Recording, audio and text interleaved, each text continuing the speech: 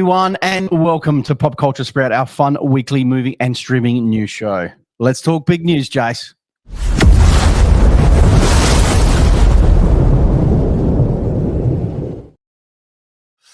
We've got some big news here in the world of Star Wars, Jace. X-Men franchise producer Simon Kinberg links a deal with Lucasfilm to write and produce a Star Wars trilogy. What's going on? Is this a good thing, Jace? Well, there has been rumors around for a couple of years now about whether they would actually do a sequel series, another sequel trilogy, and they were maybe feeling it out. We'd heard about a Rey Skywalker trilogy and all this, but this is kind of big news. They're looking to take this franchise, this storyline, by the looks of it, to further. So we're getting episode 10, 11, 12. I think I think just come up with a brand new trilogy. That's what I'd be doing. But yeah, that's what they're looking at doing, Rick. And producer Simon Kinberg was the X-Men franchise producer throughout the entire series. Unfortunately, he did direct X-Men Dark Phoenix, which was the average. Bit average, but look, I think he's a successful producer. I mean, those X-Men films made billions at the box office in total. This is a good idea. We need structure in the Star Wars universe from a film perspective, and it also makes it clear that I think with this Mandalorian Grogu movie that's a one-off. That's it. That storyline's done, and they're going to move on. So I'm pretty excited about the prospect of them planning. Well, I'll tell you what they will be doing this time, Rick. They'll be planning the hell out of this. This won't be, we'll make it up as I go along garbage anymore. They'll actually have structure this time. Yeah. So, yeah, I mean, it's early days. And if anything, Star Wars is also known with announcing stuff and then it gets cancelled or it goes away. But I am hopeful that they do produce a new trilogy of films that has an overall arc over 3 films. And hopefully we get to see Star Wars being a big, giant spectacle on the big screen again. Do we need it? Is it warranted? Or is it... Well, that's an interesting question. Are you asking from a fan perspective or are you asking from a studio perspective? From a diehard fan from a studio perspective, yeah. Okay. What? From a studio perspective, we need this thing to keep making money. From a fan perspective, no, not really. We don't really need this at all. But nevertheless, maybe they do something interesting. Yeah, I don't know. Yeah, I mean, like, if you're a massive Star Wars fan, I can see why you'd be getting a little bit excited about it. I think it's potentially good news. It's big news because Lucasfilm had only officially had one film coming out at the theaters, and that's Mandalorian and Grogu. We know that's in the. They filmed it. It's done. Away we go. But everything else is just rumor and innuendo. At least this. At least there's an intent by Lucasfilm to really kick this into gear again. Well, we'll hopefully see something come out of it. But you're a diehard fan, Jason. I don't know if you're excited about it, but I'm always going to nerd out about it. I mean, you're lucky I didn't fire up that new lightsaber that I got the other day. Which is dope. Which is awesome. I'm sure you've been playing with that all week. All right, Jace. What's in other news, buddy?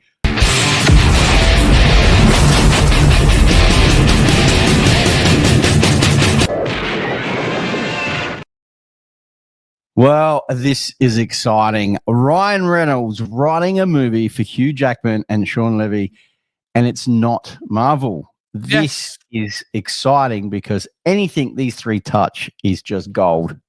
So, well, obviously really coming off the back of the amazing success that Deadpool Wolverine was this year, and the fact that they're very close friends. They've made that very clear. That in clips online, it's everywhere. They enjoy working together and they respect another. Why wouldn't you want to work together again on another film? Why wouldn't you? And there's so much they could do, though. I mean, they're both very good at what they do. They're good actors, so they've got range.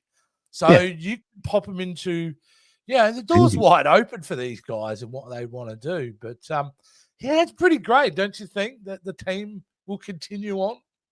So it's something very, obviously they haven't come out and saying what they're going to write and what he's going to do, but it's hinting that, this is what he wants to do, get them together. Yeah. I'm excited. I really am, because everything, like I said before, everything they touch just turns to gold, and it's just fun of what they do. And there's great movies that they've done. So whatever it is, I'm sure it's going to be fantastic. Well, Variety noted that when they were talking about it, apparently his Ryan Reynolds' enthusiasm is hinted at something fresh and unexpected. Okay. And we wouldn't expect anything less. We wouldn't expect anything less. No. Very cool. Cool. All right, Jason, let's move on to the next story. Bit of a biopic. Michael Jackson. This is something I didn't know was happening, but apparently there's a Michael Jackson biopic to spill blood on the dance floor in the fall of 2025 after the release date is shifted. A, I'd heard rumors of it. B, this is freaking awesome. I think globally people will flock to go and see a biopic about Michael Jackson, because we've never had it, really. Something of the quality that Antoine Fuqua, got to be careful how I say that. He's a great director. He's a fantastic director, a real A-class director. So if he's going to do something like around Michael Jackson, then hell yeah, So you've really got to tread carefully, obviously, with Michael Jackson, and a lot of controversy in his past with a lot of things and all that, the whole family thing, and it'd be interesting to see how much they actually are all involved. Can I read you the official description? Michael will bring audiences a riveting and honest portrayal of the brilliant yet complicated man who became the king of pop. Reads the official description. Okay. The film presents his triumphs and tragedies on an epic cinematic scale, from his human side and personal struggles to his undeniable creative genius, exemplified by his most iconic performances. As never before, audience will experience an inside look in one of the most influential, trailblazing artists the world has ever known. And it's a true, if that's what they're aiming for, then Godspeed. Let's make it huge. Let's put it all out there, warts and all. And we'll see what happens, because there's a couple of ways they can go here, right, Rick? They can do the Bohemian Rhapsody version, where it's just a love letter.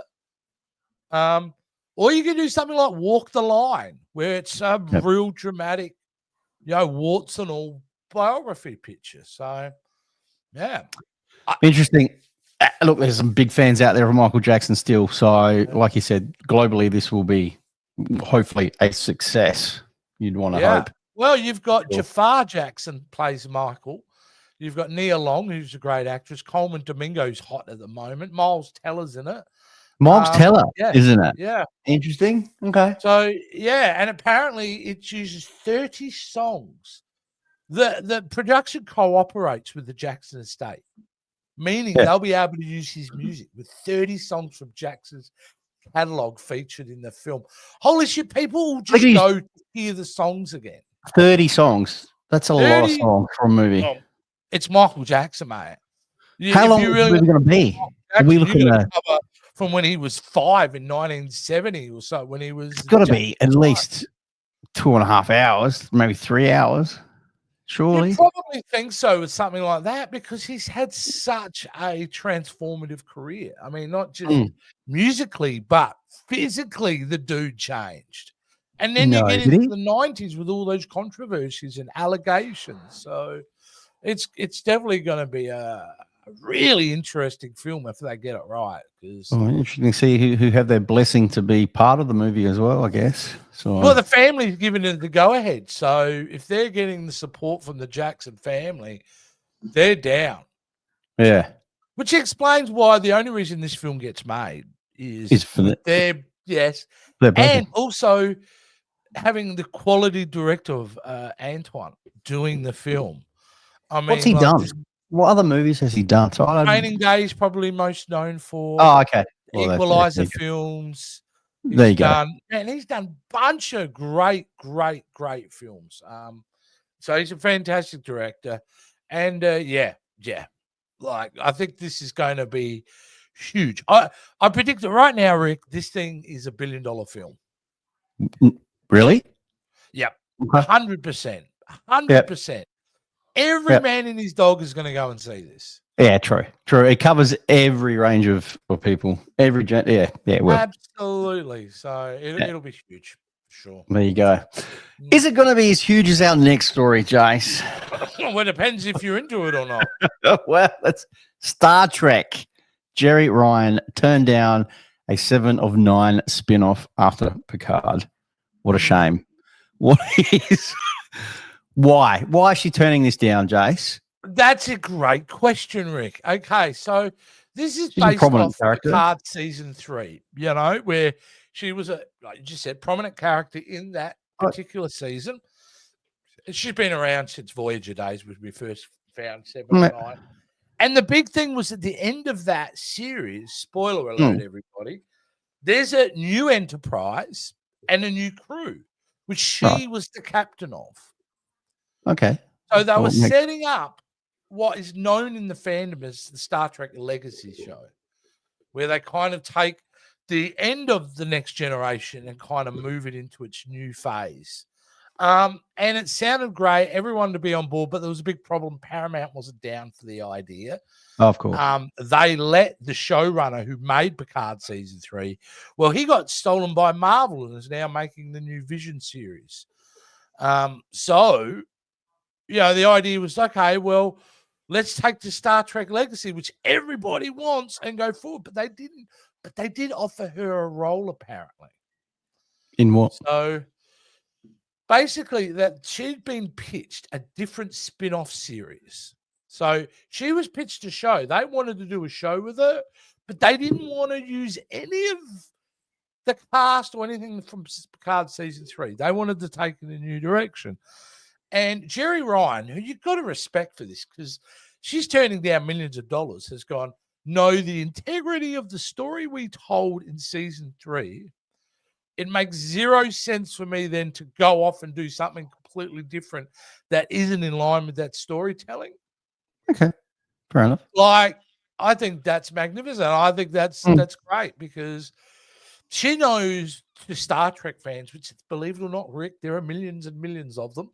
Even though I know you're not one. You're one of them. I am one of them. That you have a responsibility at some point to be the champion, the guard of the character you played for so long. And here she's flexing her muscle, doing it. And isn't she gorgeous? She's nearly 50 herself. How old is she? She's I think close to 50 she'd be. But she's still fantastic. Excellent actress. And she's still got it for sure. So hopefully we will see her back. And that's a big deal, because how many times would you get an opportunity to make millions of dollars and you go, nah, I'm good. You just turn down.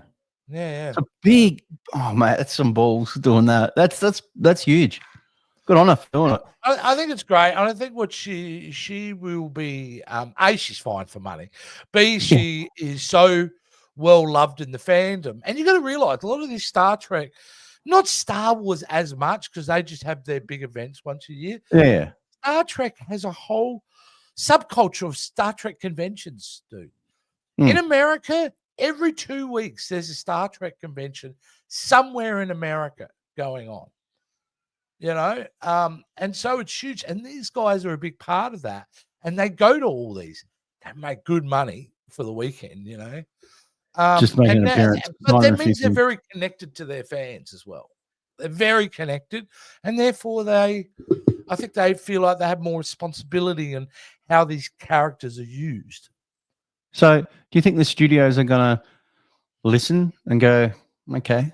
Well, no. Well, you brought up a very interesting point. Star Trek has just laid out its like phases. They're kind of, without saying it, they're kind of doing the Marvel phase thing.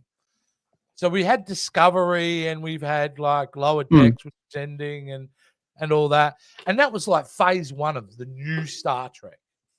That started in 2017. They've laid out their plans for phase 2, which we're just about to start, which includes things like Star Trek Academy, Strange New Worlds will continue. There's a new scripted comedy series, live action one that's coming out. So they've laid out their plan for the next 5 years. But there's more to it, Rick, because Paramount obviously has just been bought by Skydance, and there's a complete utter restructure. This may change now because there'll be new executives come in, and so they'll start planning for the phase afterwards, phase 3. That's where I reckon you might get your Star Trek Legacy. Okay. There's a very long answer to a very short. So basically, the studios, they've got a plan. They got a plan. They got a plan. Whether it pans out and works, well, who knows? We'll see. Well, just like any other fandom, you F around with Star Trek, you find out. The fans. Oh, yeah, fans will tell you. Yeah, 100%. All right, Jace.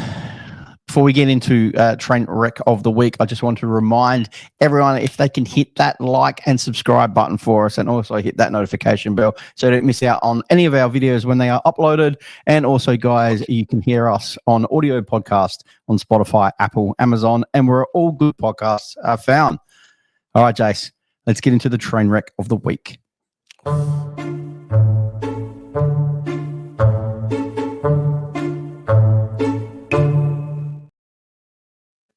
Okay, on the train, Jace. Rick, have you seen it yet? Yes, I have. I watched it. Okay, before we even do this story, your opinion on this movie? I didn't like it. I hated it.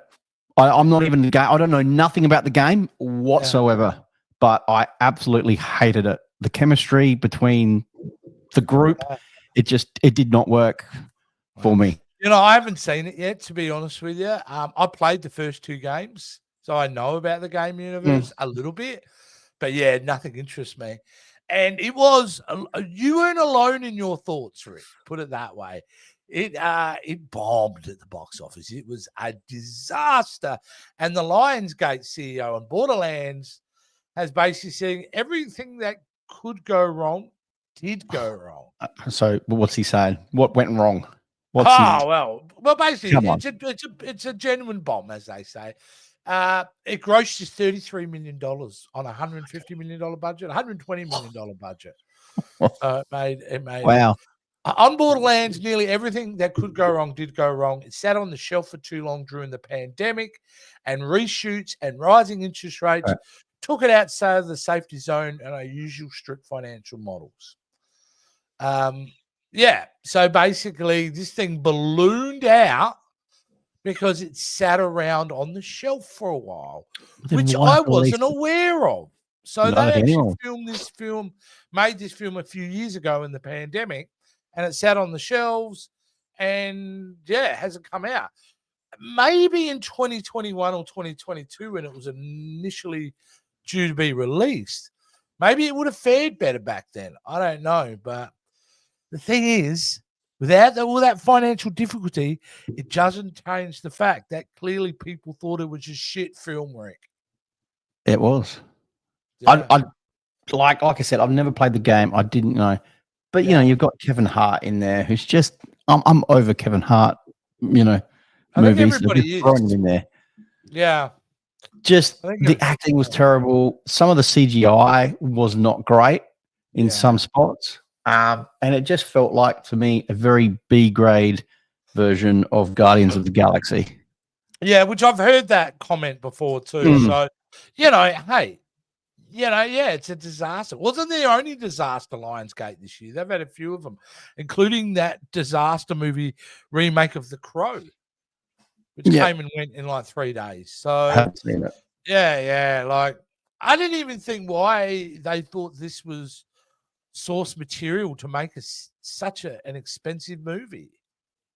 But look, don't get me wrong, gaming movies have been successful. There's been some great, movies that have come out. Mario, all that. Yeah. But I don't know what they were thinking, mate. Not good. I don't know what they were thinking. It didn't work though. But that's a train wreck of the week because they lost so much money, Rick. That's a lot of coin. They'll never get that back. Like, just the emotion to this as well. You take the hit on the chin and Maybe just don't get taken a few hits. Lionsgate are not known as a studio that make big blockbuster films anyway. So they took a big risk with this one, and it clearly didn't turn out. So no, clearly they haven't learned there their you go, lesson. Rick. That was the train wreck of the week. Beautiful, Jace. Well, that about wraps it up for this week's show. It's been a great show. We've obviously spoken about some great stories. Everyone out there can catch myself and Jace, obviously, on this channel every week. You can check out our backlog of catalogs and all that. All the links are down below. Jace, where can everyone catch you as well? You're on some other channels. Yeah, I am. You can find me at Captain's Quadrant every Saturday, for Australians, every Saturday lunchtime, doing a live show talking Star Trek. Or if you live in America, 9 p.m. Eastern Standard Time. You can also find me over in the Jason Roy Gaston channel with great shows like the VHS Vault and a slew of other things that I'm doing. And you can also find me at VHS Jace on most social medias. Awesome. Wonderful. All right, guys, we'll catch you all next week. Bye for now. Thanks for watching. If you could do us a massive favor and hit that like, subscribe, and notification bell. Also, come and check out us on all our social media accounts and keep up to date. And if you're looking for some clothing, you're needing some merch, we've got you covered at the Pop Culture Spread store.